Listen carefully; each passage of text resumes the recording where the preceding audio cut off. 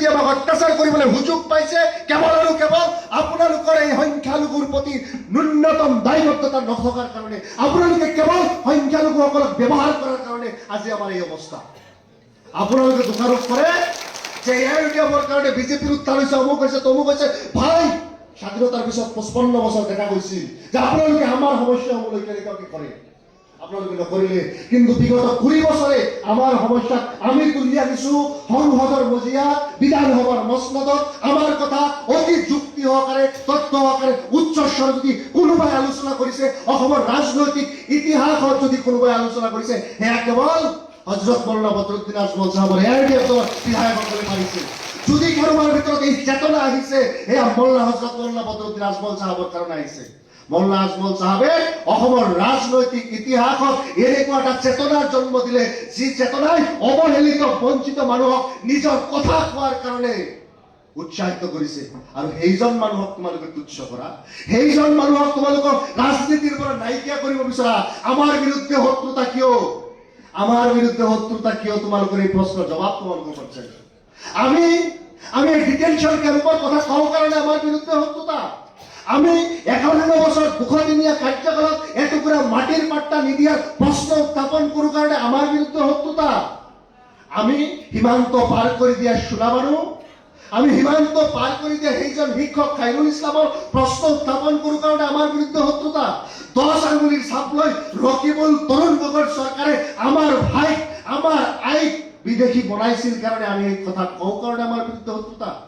লাখ লাখ মানুহক নাগৰিকত্বৰ নামত, বিভোটাৰৰ নামত নিষেধ কৰিছা, সেই কথা কওঁ কাৰণে আমাৰ বিৰুদ্ধে তোমালোকে শত্ৰুতা কৰা। তোমালোক বেইমান, তোমালোক মুনাফিক। আৰু যাৰ কাৰণে তোমালোকে যাৰ ভোট লৈছা, যাৰ কোলাত পঢ়িছা, তাক বুকুদি হাবুটি লৈছা, পিছফালে চুৰিকাঘাটো কৰিছা, তোমালোক হল কংগ্ৰেছ। আমাৰ শত্ৰু মুক্তভাৱে শত্ৰু বিজেপি, আৰু পিছফালে বিমাৰা শত্ৰু হৈছে, চুৰিকাঘাত কৰা শত্ৰুটো হৈছে কংগ্ৰেছ। গতিকে গোপন শত্ৰু চিনাকি হ'ব লাগিব আৰু মুক্ত শত্ৰু আমি চিনাক্ত কৰিব লাগিব। আমি এআইইউডিএফ দল ৰাজনীতিত কিয় এই কথাটো আজিৰ সময়ত এটা অতি গুৰুত্বপূৰ্ণ আৰু প্ৰাসংগিক প্ৰশ্ন। এই প্ৰশ্নৰ জবাব বহুজনে বিচাৰে আৰু এই প্ৰশ্নলৈ বিভিন্নজনে বিভিন্ন টিপ্পনী কৰিব বিচাৰে। এআইইউডিএফ দলে চৰকাৰ কৰিব পাৰিব নেকি? আমি কৈছো নাই, নোৱাৰে। কোনো পৰ্যায়ে চৰকাৰ কৰাটো আমাৰ ইচ্ছাৰ অংশই নহয়। আমাৰ মুখ্যমন্ত্ৰী হোৱাৰ কোনো হাবিয়াস আৰু লিপসা নাই। আৰু বিধায়ক বনোৱাৰ কাৰিকৰ হিচাপেও বদৰুদ্দিন আজমল সাহেব নহয়, বা এয়া বিধায়ক বনোৱা ফেক্টৰী এআইইউডিএফ দল নহয়। তবে কথা হল যে আমি ক্ষমতাৰ অংশীদাৰ অৱশ্যই হ'ব বিচাৰো, কিন্তু আমাৰ কেতবোৰ গ্যাৰাণ্টি নতুবা প্ৰমিস আছে, যি প্ৰমিছে জনগণৰ প্ৰতি আছে। সেইকেইটা প্ৰমিস যি অবিজেপি দলে ফিল আপ কৰিব, তেওঁলোকৰ লগত অৱশ্যই আমি থাকিব বিচাৰিম। আমাৰ কথা স্পষ্ট মেছেজ যে অবিজেপি চৰকাৰ গঠন হোৱাটো আমি পোষকতা কৰো, বিজেপি চৰকাৰ নিপাত যোৱাটো পোষকতা কৰো। একেটা সময়তে যদি তেওঁলোকৰ প্ৰয়োজন হয়, আমাৰ ক্ষমতাৰ অংশীদাৰ হ'ব লাগে, তেনে আমি অবিজেপি দলৰ সৈতে পোষকতা থকাৰ কাৰণে আমি ইচ্ছুক।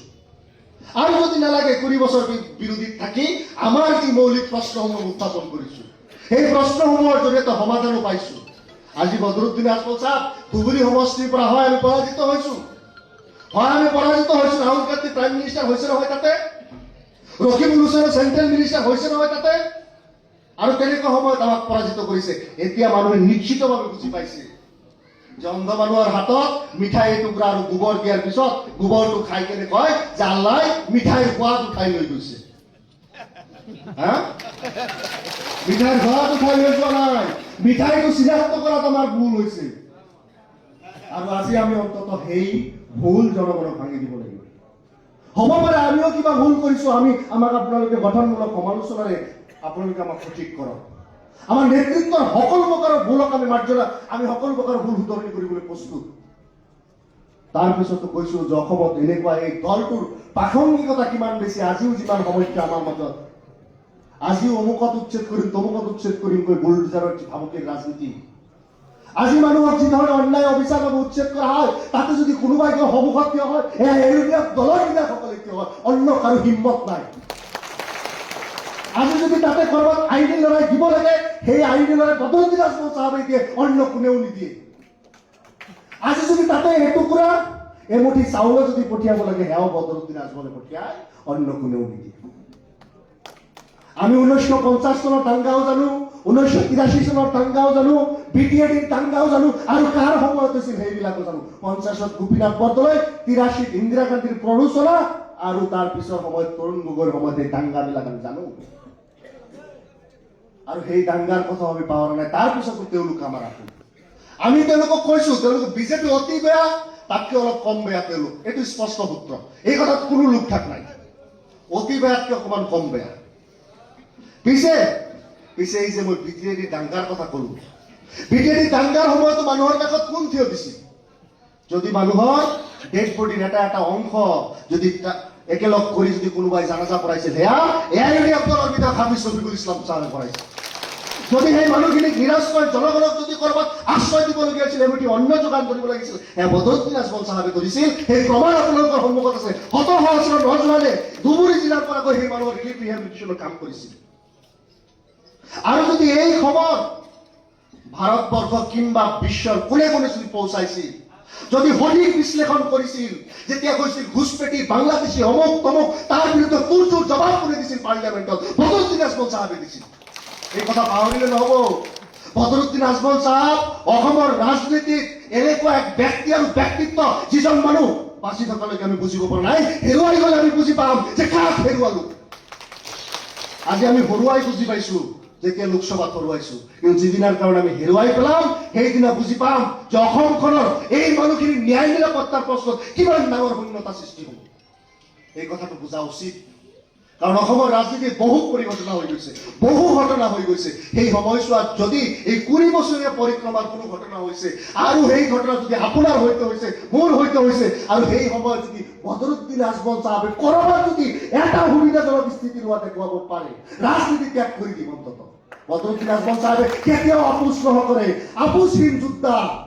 আৰু বদৰুদ্দিন আজমল চাহাবৰ এই আপোচহীন যুঁজখনৰ মূল কাণ্ডাৰী হৈছে আপোনালোকে। আৰু এই যুঁজখনক আপোনালোকে আৰু অধিক আগুৱাই লৈ যাব লাগিব। এই যুঁজখন মই প্ৰথমেই কৈছো যে আমাৰ আহিবলগীয়া ভৱিষ্যত প্ৰজন্মৰ কাৰণে যুঁজ। তেওঁলোকে এই মাটিত ইজ্জত সহকাৰে ৰাজহাড় চিধা কৰি বাচি থকাৰ কাৰণে যি সংগ্ৰাম, সেই সংগ্ৰামখন কৰিবলৈ শক্তি পাব লাগিব। তেওঁলোকে যাতে নকয় যে আমাৰ পূৰ্বজ প্ৰজন্মসকলে তেওঁলোকে আমাৰ অধিকাৰৰ কাৰণে এখন সংগ্ৰামৰ একোৱেই নকৰিলে, আমি সেই সুযোগ তেওঁলোকক নিদিম। আৰু যাৰ কাৰণে এই সংগ্ৰামখন আপোনালোকে আগুৱাই লৈ যাব, মজবুতভাৱে লৈ যাব। বিধানসভাৰ মজিয়ালৈ লৈ যোৱাৰ কাৰণে, বিধানসভাৰ মজিয়াত সবল নেতৃত্ব দিয়াৰ কাৰণে, বিধানসভাৰ মজিয়াত আপোনাৰ মোৰ আলোচনা হোৱাৰ কাৰণে AIUD আপোনালোকৰ প্ৰতিনিধি আপোনালোকে শিকাব লাগিব। প্ৰতিনিধি সমষ্টিৰ পৰা আমি আমাৰ বিধায়ক জয়ী কৰাব লাগিব।